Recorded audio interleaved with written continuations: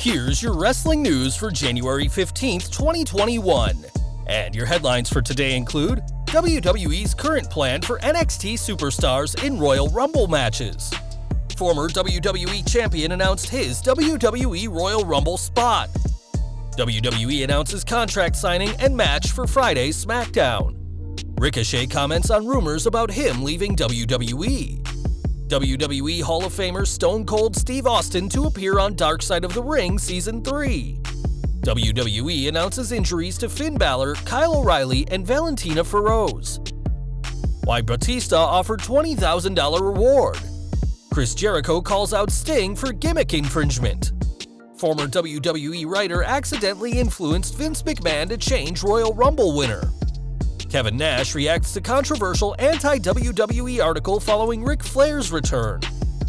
Miro reveals his jersey for new football team. WWE changes up multiple superstar names. WWE punished their wrestler for being dangerously obese, and more. We are kicking off today with the 2021 Royal Rumble, as there's plenty being discussed about the two titular matches. A total 60 superstars will compete in the two Rumble matches, and with so many spots, there's been speculation that the company could use names from NXT to help fill out the numbers. When Ringside News reached out to a source about a potential NXT influence at the event, they were told that there's no plans at the moment for their superstars to be involved. No NXT superstars have been told about any entrant numbers so far, though it's worth noting that plans could always change, and superstars aren't usually told about their entrance numbers until much closer to the show. It's also worth mentioning that the same source said that everything is being discussed at the moment, saying even things that shouldn't be discussed, like the concept of the Rumble match itself. We're unsure what that means exactly, but it seems this year's Royal Rumble matches could be far different than any we've seen before, partly due to the ongoing global situation. WWE opted against using NXT superstars at last year's Survivor Series due to not wanting too many people in the Thunderdome, and for now, fans shouldn't expect any black and gold superstars to have a showing on January 31st. Speaking of the Royal Rumble, the men's match is coming together nicely, with The Miz being the latest name announced for the match. The A-lister made his announcement on TMZ Sports, and he'll be joining Daniel Bryan, Bobby Lashley, AJ Styles, Randy Orton, Otis, and 24 more yet-to-be-named opponents. A veteran of the 30-man match, Mr. Money in the Bank has 13 Rumble appearances under his belt, and will be hoping to get his first Rumble win on the road to WrestleMania 37. AEW news next, as the arrival of Sting continues to send shockwaves throughout the company, especially after he gave a big assist to Darby Allin on this week's edition of Dynamite. One man not happy to see the icon around is Chris Jericho, who's made a huge accusation at the former WCW World Champion. When Taz pointed out that Jericho had Floyd the baseball bat long before Sting debuted in AEW, the million-viewer man agreed with the human suplex machine, saying that Sting using a bat shows he's a, quote, gimmick stealer. It's obviously worth mentioning that Sting has used the bat for decades in companies including WCW, TNA, and WWE, far before Floyd the baseball bat made a name for himself. On this week's Dynamite, Sting got physical for the first time, knocking Ricky Starks with 2 baseball bat shots that the former NWA TV champion sold incredibly well. And perhaps Chris Jericho should watch what he says before he ends up on the receiving end of one of the Icon's big swings. Over to SmackDown next, as this week's show has plenty planned on the road to the Royal Rumble pay-per-view. In the first ever singles collision between the two, Jey Uso will face Shinsuke Nakamura, whilst Rey Mysterio will take on King Corbin. After last week's surprise ending to the #1 contender gauntlet match, Adam Pearce will sit down with Universal Champion Roman Reigns to make their title match official. Pearce, a 5-time NWA World Champion in his own right, hasn't had a professional match in 6 years, and we'll have to see what he, the Tribal Chief, and Paul Heyman have to say en route to this unlikely championship match. Now, it's been previously reported that Monday Night Raw's Ricochet is set to leave WWE this year, but that isn't the case, according to the former United States Champion himself.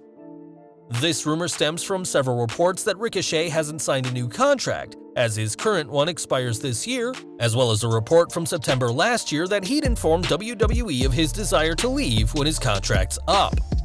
Retweeting an article about his apparent WWE departure, Ricochet said, "This is fake," which should put to bed any rumors about him leaving.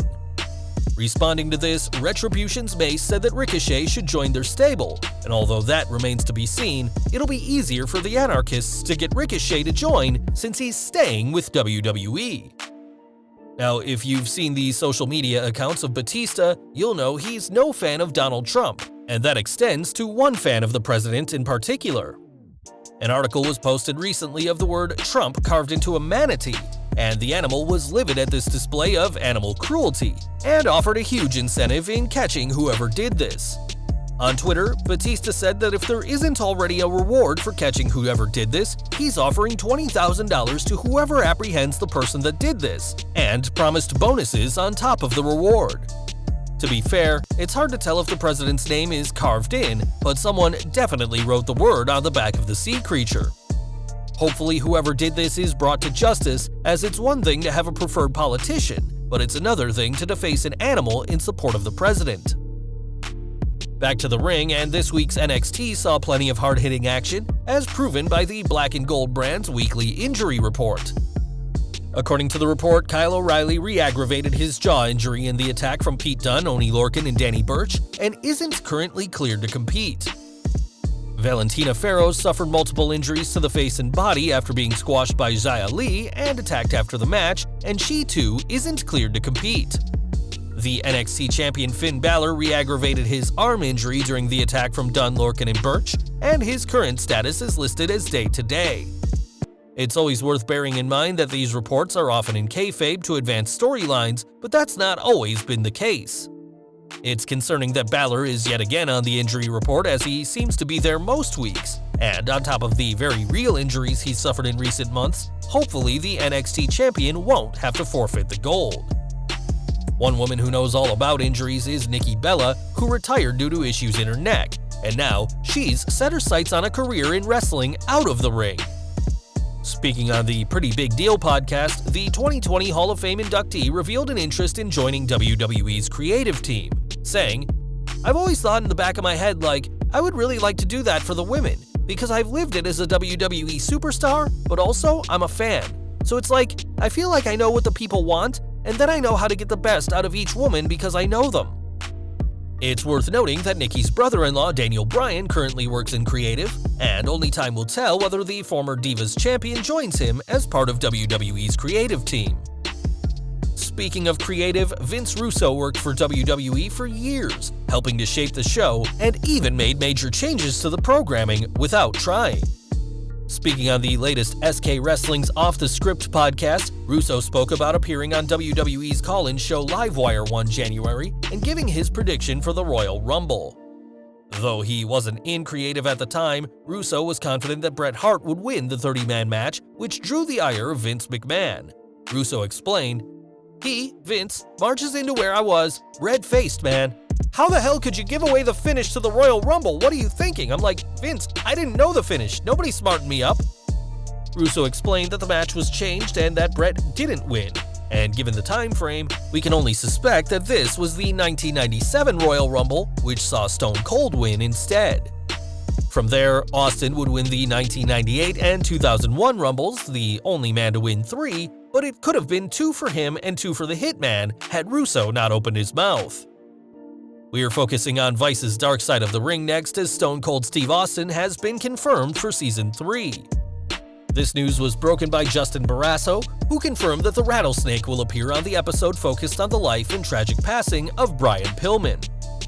Austin and Pillman first worked together as the Hollywood Blondes before feuding in the WWF in 1997, before the Loose Cannon's sudden death that October on the same day as the first Bad Blood pay-per-view.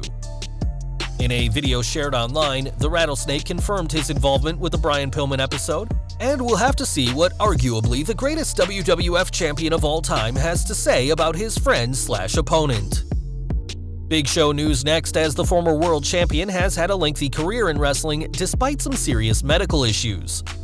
Debuting in the WWF in 1999, Show was a unique specimen, but his physique became a cause for concern, according to Jim Ross. Speaking on his Grillin' JR podcast, the Hall of Famer discussed Show's return at the 2001 Royal Rumble, which came after the former WWF champion had been taken off the main roster the prior year and sent down to OVW. JR said, "I thought his weight and his obesity was going to shorten his life. It wasn't about, well, he can't do a Hurricane Rana, he can't do a Tope Suicida. No sh**. I'm thinking that he's a step or two away from being unlicensable." It had only been a few years prior that the US Athletics Commission had taken away Yokozuna's license to wrestle due to his weight, but thankfully, that didn't happen this time, as Sho underwent a complete transformation in 2008 and remains in great shape. Back to Raw, and Ric Flair's romance with Lacey Evans may be awkward to say the least, but according to some so-called journalists, WWE is trying to kill the Nature Boy. Following on from Raw, an article suggested that WWE isn't taking the current situation seriously by having Flair on the show, especially as he's classed as a vulnerable person. The headline, "Is WWE trying to kill Ric Flair?" is over the top, according to Kevin Nash, who in a tweet noted some huge inaccuracies in the article. Addressing the article's claims that WWE doesn't do an adequate job testing, Big Daddy Cool said that he's always been quarantined when he's worked with WWE, and after testing positive, was directly sent home. Nash clearly had no time for this anti-WWE hit piece or their false claims about a lack of testing, as we certainly doubt WWE, especially Triple H, would bring the Nature Boy back if they weren't sure he and several other legends are safe. Back to WWE, and this week saw a ton of new names be confirmed for the NXT roster. It's been announced that WWE have changed Tony Gill's name to Rohan Raja, though fans may remember him as Gursinder Singh in Impact Wrestling, where he was a member of the Desi Hit Squad. Emily Ann Zulis will now go by Ivy Nile, and she's a former contestant on the Rock's Titan Games on NBC. The trainees of the Great Khali also received name changes, as Lakshmi Kant Rajput will now be known as Guru Raj, while Sukhwinder Grewal has been changed to Giant Zanjeer. Both of them, alongside Rohan Raja, have been announced for WWE's upcoming Superstar Spectacle in India, where they'll have a chance to show off their new names and their abilities in the ring. More from AEW now, as next week's Dynamite is coming together, with a new match recently announced.